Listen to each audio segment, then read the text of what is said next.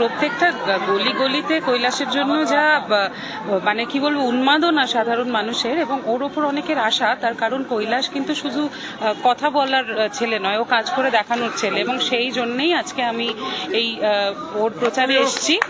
আমি একেবারেই একজন কি বলবো, আমি একজন সঙ্গীত শিল্পী, এবং মানুষজন বলে থাকেন যে সঙ্গীত শিল্পীদের কোনো রং হয় না, তাদের কোনো বক্তব্য থাকতে নেই, কিন্তু যে কাজ করে তার পাশে থাকাটা উচিত বলে আমার।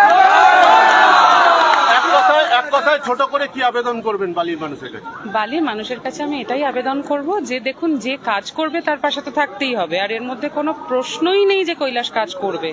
ও ভোটে নমিনেশন পাওয়ার অনেক আগে থেকেই কাজ করে, সেই জন্য ওর প্রতি আমার অনেক আশা রয়েছে।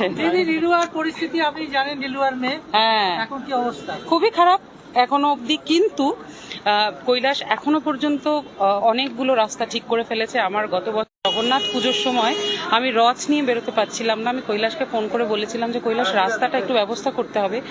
ও কিন্তু ওর এখতিয়ারের বাইরে বেরিয়ে গিয়ে আমার ওখানে রাস্তা ঠিক করে দিয়েছে, তো সেটা তো আমি ভুলতে পারবো না, এবং সেই জন্য